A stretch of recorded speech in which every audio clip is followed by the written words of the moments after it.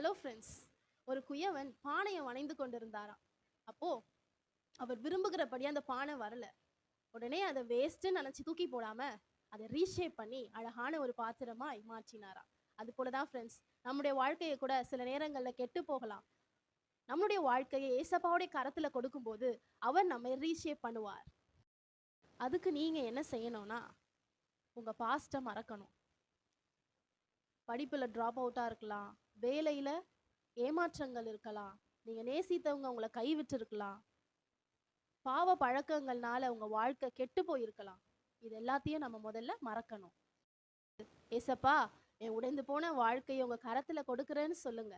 அப்போது உங்கள் வாழ்க்கையை அவர் ரீஷேப் பண்ணுவார். அதுக்கப்புறம் நீங்கள் மாற்றங்களை ஸ்டெப் பை ஸ்டெப்பாக வருகிறத உங்கள் வாழ்க்கையில் நீங்கள் பார்ப்பீங்க. Expect a great future. Bye.